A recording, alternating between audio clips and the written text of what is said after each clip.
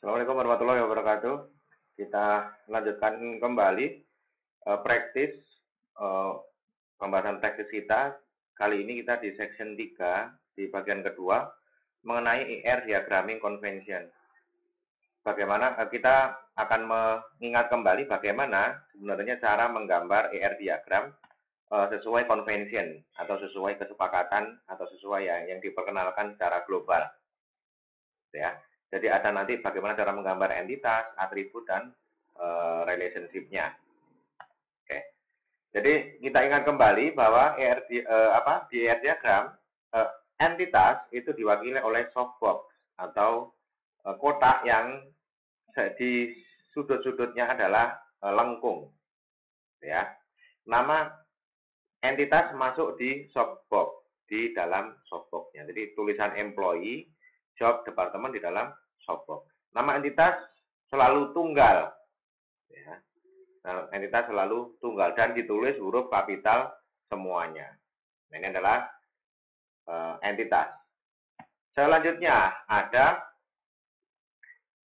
yang lain. Ada atribut tertulis di bawah nama entitas. Jadi ada nama entitas, di bawahnya adalah list dari atributnya. Mandatory atribut ditandai oleh simbol asterik bintang, ya. Nah, jadi ini adalah mandatory, harus ada isinya, nggak boleh tidak ada. Optional atribut ditandai oleh simbol 0 atau simbol O gini, ya.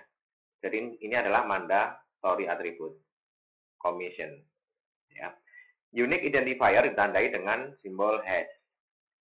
Nah, ini adalah di atribut dengan berbagai macamnya. Selanjutnya ada relationship, garis penghubung entitas. Relationship ini bisa solid seperti yang di work-in ini, ada putus-putus. Ya.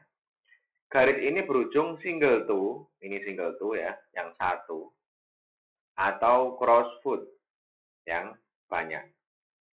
Ya. Ini nanti juga sebagai hubungannya dengan pembahasan yang ERDIS atau pembahasan selanjutnya dengan kardinalitas dan opsionalitas.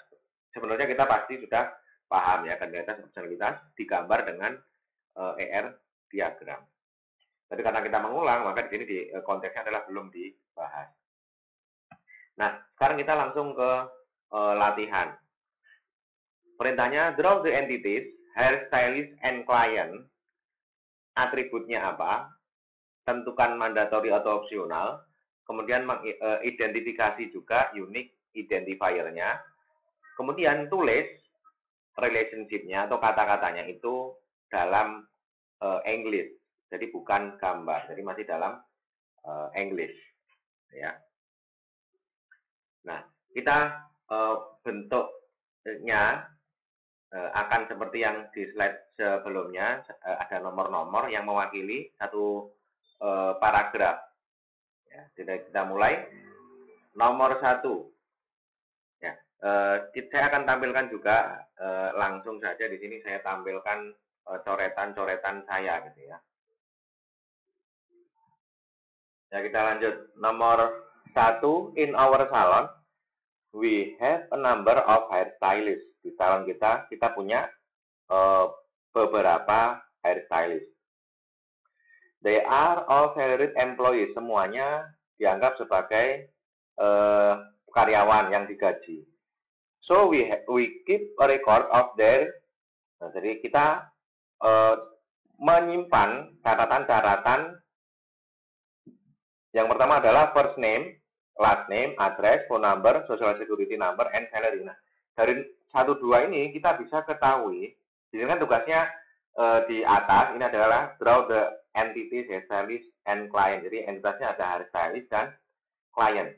Kalau di sini karena di sini soalnya sudah disebutkan ada 2 entitas, maka kita kan gampang saja. Jadi satunya hairstylist dan client. Tapi kalau entitasnya belum disebutkan pun, Anda juga harus bisa menemukan entitas yang ada di dalamnya itu entitas apa saja yang dibahas, kan seperti yang di praktis yang sebelumnya, ya. Nah, di sini ada hairstylist, ada client. 1, 2 membahasnya masih mengenai hairstylist. Jadi kita buat entitas stylist. Di sini one, kemudian opsionalitas kardinalitasnya diabaikan dulu. Untuk nomor 1 dan 2 kita baru tahu ini hanya atributnya, ada first name, ada last name, address, phone number, social security number, and salary. Kita tulis dulu. Ya. Bintangnya pun sebenarnya belum ada di awal. Ya. Jadi di awal bintangnya masih belum ada. Nah, seperti ini. Dari poin 2 kita masih bintangnya belum ada.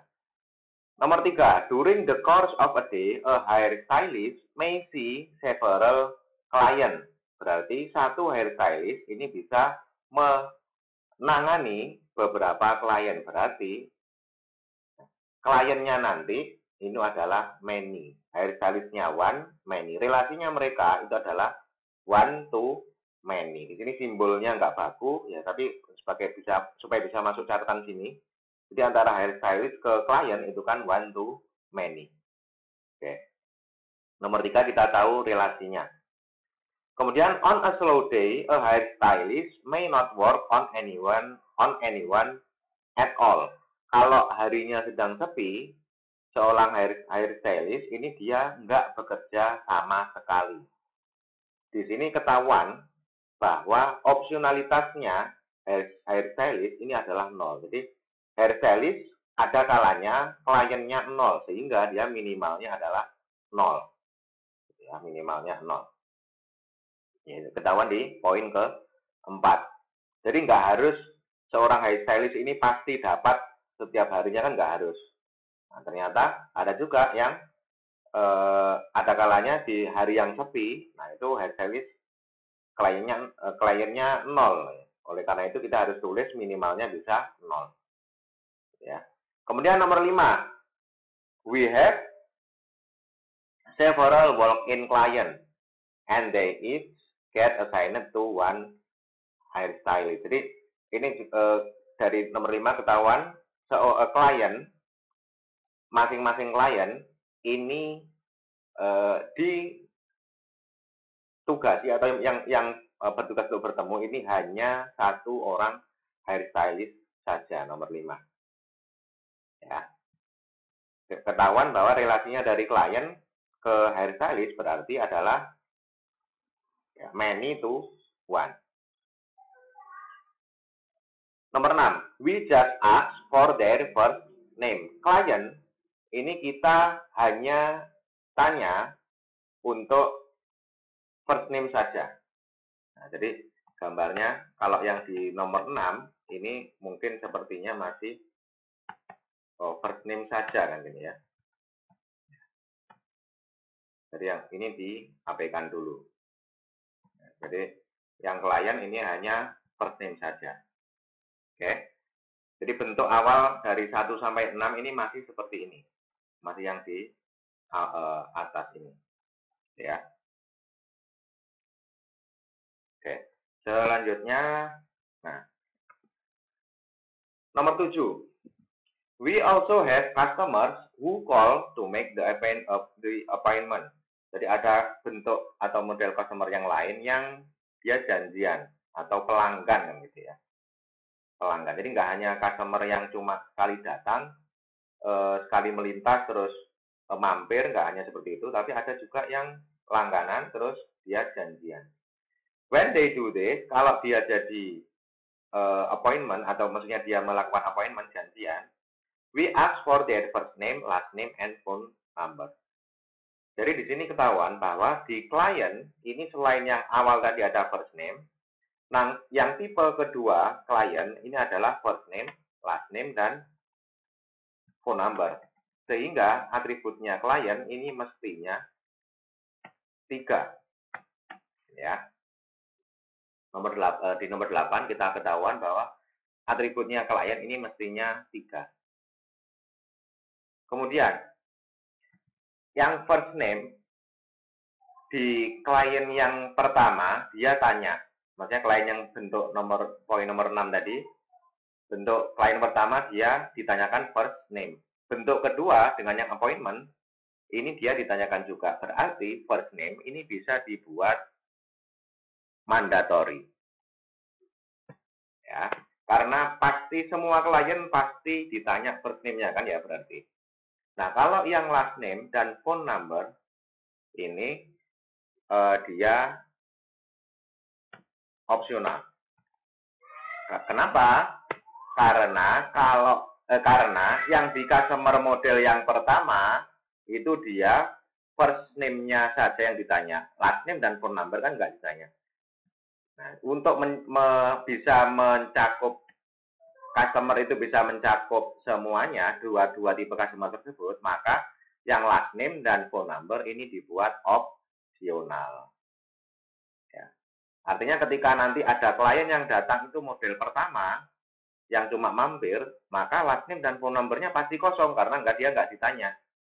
Kan gitu. Jadi last name dan phone number ini sifatnya adalah opsional. Nah, maksudnya seperti itu.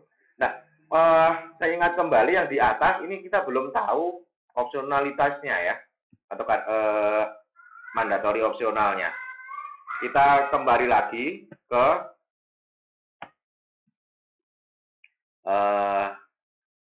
poin sebelumnya.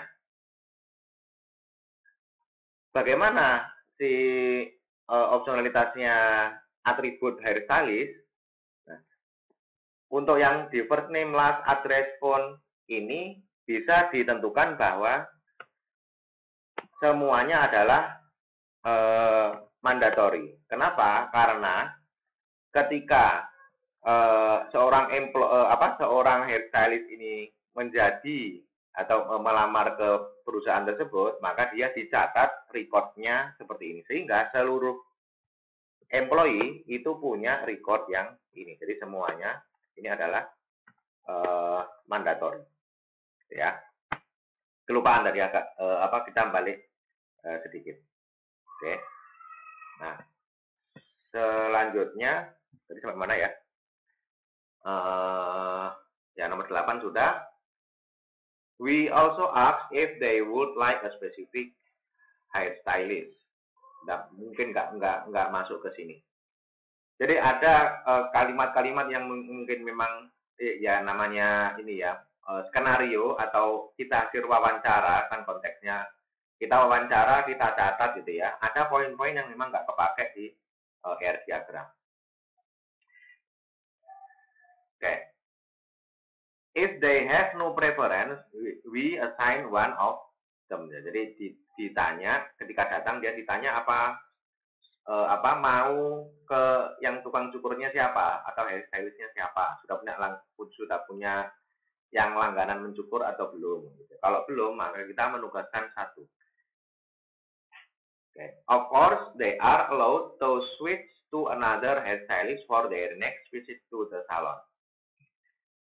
Tentu saja kita bisa atau dia boleh ganti hairstylist kalau mau ke pertemuan selanjutnya. Maksudnya kalau ke sini lagi nanti dia bisa ganti hairstylist langganannya dia gitu ya. We are interested in tracking the daily appointment which stylist work on which client during a given day. Jadi dari skenario tersebut ya ketahuan bahwa hairstylist ini punya atribut ini, klien punya atribut ini, relasinya dari hairstylist ini one to many ke klien.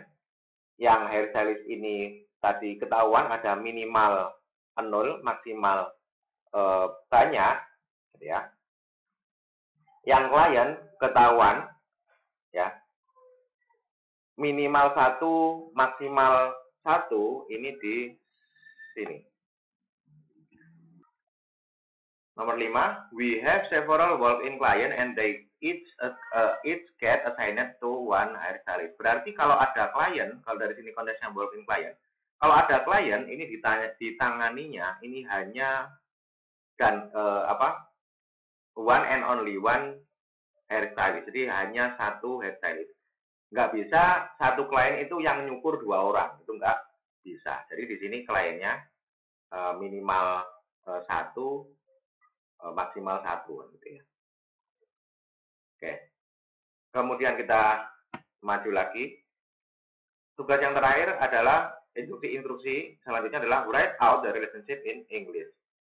dari catatan kita tadi, kita bisa tahu, hairstylist, relationship-nya ya, dalam bahasa Inggris, a hairstylist may work on one or more clients. Seorang hairstylist bisa mengerjakan may-nya itu adalah minimalnya adalah 0. Kalau ini must itu berarti minimalnya 1 kan gitu ya. Kalau hairstylist may itu berarti minimalnya 0. Hairstylist may work on one or more clients. Jadi relasinya adalah one to many. Nah, jadi sisi hairstylistnya one, sisi kliennya many. Opsionalitasnya 0, gitu ya. Maksimalnya 1. Maksimalnya adalah many. A client must be assigned to one and only one hairstylist. Seorang klien harus dikerjakan oleh satu dan hanya satu hairstylist. Jadi di sini kliennya maksimalnya one. Jadi kardinalitasnya kan maksimalnya one, minimalnya 1. Ya. Jadi one and only one hairstylist. Oke, ini adalah contoh bagaimana memetakan dari entitas, kemudian atribut, relasi dari suatu soal cerita yang cukup panjang. Kita akan lanjutkan di slide selanjutnya. Saya akhiri. Assalamualaikum warahmatullahi wabarakatuh.